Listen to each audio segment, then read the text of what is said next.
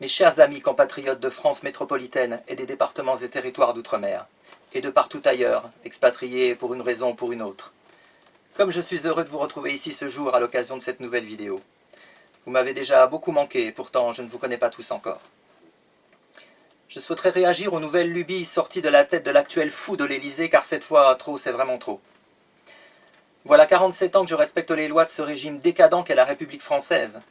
Mais je dois vous dire que lorsqu'un fou furieux s'apprête éventuellement à attenter à ma bonne santé, et pire encore, à m'empêcher de m'approvisionner en nourriture, je ne peux plus rester docile comme un bon toutou résigné et ne pas me rebeller devant ce que je considère tout bonnement inadmissible. Jusqu'où va donc aller la folie de Macron, je me pose la question. Et s'il vient à m'écouter tôt ou tard, ici ou ailleurs, je souhaiterais lui demander de quel droit je devrais prendre le risque de me faire injecter un produit dont je ne sais rien, et dont je n'ai même pas la garantie qu'il me protège en quoi que ce soit, ni pour combien de temps il me protège. Juste pour éviter d'attraper un virus que je pourrais éventuellement contracter, de la même façon que je pourrais aussi ne jamais en être victime, qui peut le savoir à l'avance. Et si je suis la logique macronienne qui consiste à se faire vacciner pour se protéger d'une maladie, alors je n'ai qu'à prendre l'interminable liste de toutes les maladies existant sur la Terre, et demander d'être vacciné pour chacune d'elles. Ainsi je n'en contracterai aucune. Eh bien ce train-là, on n'a pas fini mes amis. Non, vous voyez bien que l'intérêt ici est ailleurs, il s'agit principalement d'une affaire de gros sous à mon sens. Certains ont compris l'aubaine du chiffre d'affaires que représente cette pandémie inespérée. Croyez-vous que ces individus vont s'asseoir sur des milliards de dollars ou d'euros au choix? Non, ils vont bien sûr vous harceler jusqu'à ce que vous cédiez. Eh bien je le leur dis, avec moi cela ne sera pas.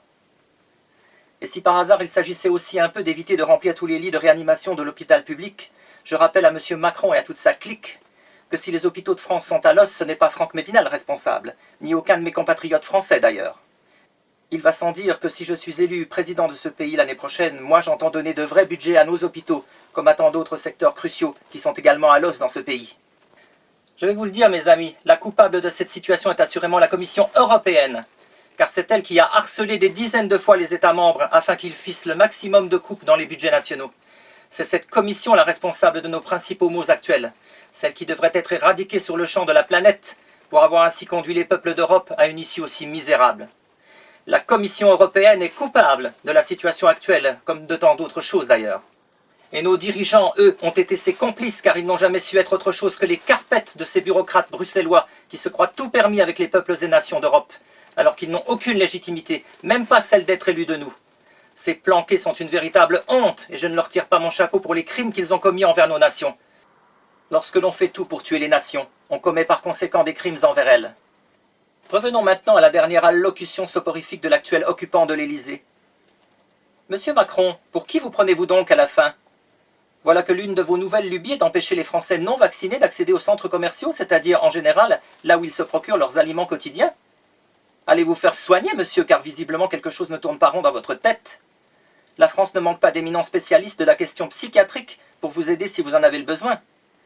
Quoi qu'il en soit, j'ai déjà vu dans ma vie nombre de goujats et autres individus totalement abjects, mais un spécimen dans votre genre, j'avoue que ça dépasse toutes les espérances.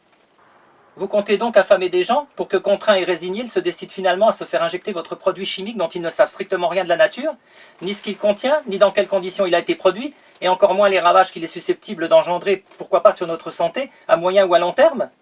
Mais qui croyez-vous donc être sur cette terre, monsieur, pour imposer une telle folie aux personnes libres et responsables que nous sommes? Entendre il y a quelques jours votre Premier ministre se vanter que le fait d'avoir vacciné quelques 792 000 cobayes en une seule journée est un record battu, ça c'est vraiment le pompon, c'est la cerise sur ce gâteau indigeste. Un record battu? Non mais on hallucine. Cette vaccination sert donc à battre des records? À remplir des quotas, peut-être les poches de certains aussi, on s'en doute au passage. Nous serions donc les pions d'une compétition que vous avez tous sciemment organisée, si je comprends bien. Rien que cette phrase de Jean Castex en dit beaucoup trop long sur ce qui se trame autour de cette obsession vaccinale qui relève plus de la psychiatrie que de la médecine. Elle vous démasque tous du premier au dernier de votre infecte clique. À ce propos, quelle aubaine pour vous que le nouveau variant soit nommé Delta, n'est-ce pas? Un variant en forme de triangle, si nous comprenons bien. Une forme géométrique que vous appréciez particulièrement, n'est-il pas? Vous servez dans cette affaire, monsieur, dans cette affaire qui dépasse l'entendement, des intérêts qui ne sont clairement pas les nôtres. Et vous ne faites que vous trahir les uns après les autres sur ce point précis. Vous vous croyez tellement supérieur que votre supposée supériorité finit par vous rendre tous idiots. Mais nous ne sommes pas plus bêtes que vous, sachez-le bien. Dans tous les cas, monsieur Macron, Je vous interdis de me forcer par quelque moyen tordu que ce soit l'inoculation dans mon organisme de votre nouveau cocktail chimique. Car je n'ai aucune confiance en vos amis des laboratoires, mais alors aucune, et encore moins en vous, qui passez votre temps à mener votre monde en bateau, à dire et faire tout et son contraire du matin au soir. Pour moi, voyez-vous, vous êtes aussi authentique qu'un billet de 3 €, c'est dire le degré de confiance que je vous accorde. Donnez-moi une seule bonne raison d'accorder humainement ma confiance à un être tel que vous. Une seule, monsieur. Vous qui n'avez cessé d'insulter les Français, de les regarder avec condescendance et de ridiculiser la fonction présidentielle. Vous et tous vos amis êtes la honte de la France. Vous n'avez aucun courage, monsieur. Vous êtes un menteur, un manipulateur doublé d'un hypocrite. Car pour forcer la vaccination aux réfractaires, vous préférez utiliser le minable moyen détourné qui consiste à les pousser à bout en les empêchant notamment d'aller faire leurs courses vitales. Je n'ai jamais vu une créature aussi basse et méprisable que vous. Un hypocrite, vous dis-je. Un couard qui fait régulièrement un pas en avant pour mieux en faire 3 en arrière. Vous êtes pathétique lors de vos allocutions si théâtrales. Pour qui vous prenez-vous donc, hein? Vous croyez que la fonction qu'une partie des Français vous a accordée vous donne tous les droits sur les habitants de ce pays? Dans le théâtre que les hommes se sont inventés pour se donner l'importance qu'ils n'ont pas, vous vous prîtes tantôt pour le Sphinx d'Égypte, tantôt pour Jupiter. Le Sphinx d'abord, faisant son cinéma ridicule sous sa non moins ridicule pyramide maçonnique, cette horreur visuelle qui, à mon sens, usurpe depuis 40 ans la cour du Louvre. Et Jupiter ensuite. Jupiter, rien que cela. Ça va pour vous le matin. Votre mégalomanie ne vous empêche en rien de vous chausser, j'espère. Je vais vous dire ce que vous êtes, monsieur. Dans la vraie réalité, vous n'êtes strictement rien, sinon un putrescible morceau de viande baignant dans 70% de flotte. Exactement comme moi, et comme n'importe quelle autre créature de cette planète folle alliée. Vu d'avion, on ne vous voit plus, monsieur. Vous n'êtes même pas un grain de poussière. Même pas une fourmi. Alors imaginez vu de l'espace. Plus de Macron. Envolé, Jupiter. Effectivement, ça vaut vraiment la peine de vous la péter comme vous le faites, quand on sait ce que nous sommes tous, c'est-à-dire pas grand-chose. Heureusement que le ridicule n'est pas létal, monsieur, car vous nous auriez déjà quittés depuis longtemps. Hollande était un incapable, tout comme vous d'ailleurs, mais au moins il avait une bonne bouille pour se faire aimer du public. Mais vous êtes juste insupportable. Dès que je vous vois apparaître sur mon écran, j'ai envie d'agresser mon téléviseur, c'est vous dire. Avouez que ce serait dommage d'abîmer un si bel et si utile objet pour un personnage aussi insignifiant que vous. Vous êtes fat, insipide, et suintez l'orgueil à la suffisance de la tête aux pieds. Je vous le dis, monsieur, vous ne laisserez pas une grande trace dans les livres d'histoire de notre pays, et encore moins dans le cœur des Français, tellement vous avez réussi à vous faire haïr d'eux en un temps si court. Comme dirait votre Premier ministre, record battu. Et maintenant, il convient que je vous rappelle aussi de toute urgence qui nous sommes dans ce pays. Car vous et vos amis avez depuis trop longtemps utilisé les fonctions que nous vous avons accordées de bonne grâce et en toute bonne foi pour retourner totalement la situation et la réalité à votre avantage. S'il vous vient un jour l'idée de vous adresser à moi, monsieur, n'oubliez surtout jamais que je suis le souverain de ce pays. Comme ma coiffeuse, mon pharmacien, mon épicier ou encore mon banquier le sont aussi. Et comme vous l'êtes également lorsque vous êtes le citoyen Emmanuel Macron.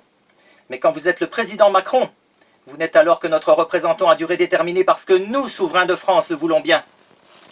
Vous n'êtes pas notre patron, monsieur, mais celui qui est royalement payé par l'argent des Français pour représenter leurs intérêts et non pour agir en permanence à l'encontre de ceux-ci.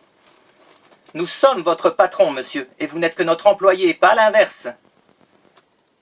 Notre Constitution stipule que nous, souverains de France, exerçons le pouvoir par la voix de nos représentants.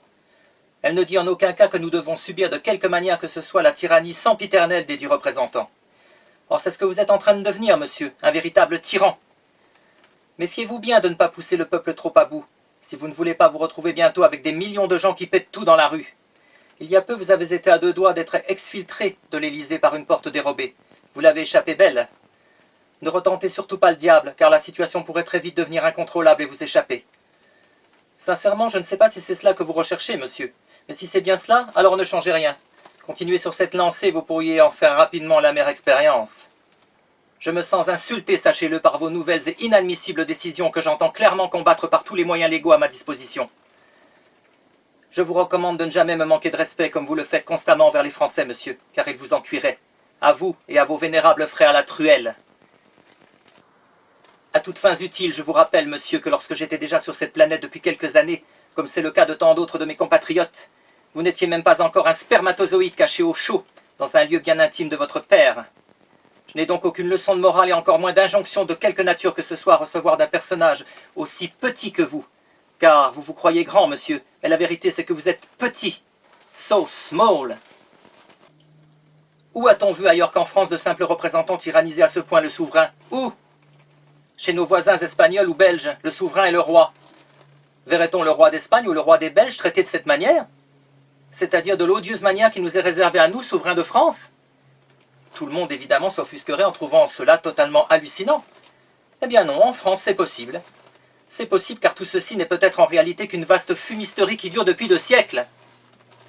À mon avis, nous ne sommes pas plus souverains en France qu'il n'y avait de crème chantilly sur le dernier gâteau que j'ai mangé.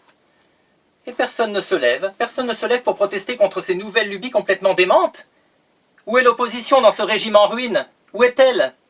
Juste bonne à pérorer au moment des scrutins et ensuite elle devient Casper le fantôme jusqu'au prochain vote et ainsi de suite. Vous parlez d'une opposition fantoche. Ceci doit évidemment expliquer ces piètres résultats dans les urnes. En outre, j'espère, monsieur Macron, que vous et vos amis avez assuré vos arrières sur ce coup foireux de la vaccination. Car si demain des milliers, voire des millions de personnes développent tumeurs, syndrome de Guillain-Barré et autres pathologies plus ou moins inquiétantes, et que cette folie vaccinale sans précédent se transforme en définitive en scandale planétaire de santé publique plus grave encore que la Covid-19 elle-même, je vous le dis, monsieur, vous et vos amis serez tous retrouvés où que vous soyez, où que vous vous cachiez, et traînés devant un tribunal pour y être jugés comme il se doit devant la cour compétente pour vos crimes divers et impardonnables. Car vous ne serez pas toujours protégés par votre immunité présidentielle, ne l'oubliez surtout pas, monsieur. Mes amis qui m'écoutez, où que vous soyez, gardez espoir. Surtout, surtout gardez espoir. Celui qui tyrannise est encore accroché pour quelques mois à son fauteuil doré comme la moule à son rocher. Mais l'heure approche, il nous faut tenir bon. Je vous le demande pour le salut de la France et de son peuple. Surtout tenons bon, tous ensemble. Nous allons bientôt nous débarrasser de lui par notre mobilisation sans précédent aux urnes. En avril prochain, votre cauchemar sera fini. Et si vous me faites confiance, je vais enfin rendre ce pays à nouveau respirable, car il est devenu une suffocante prison à ciel ouvert, et c'est insupportable.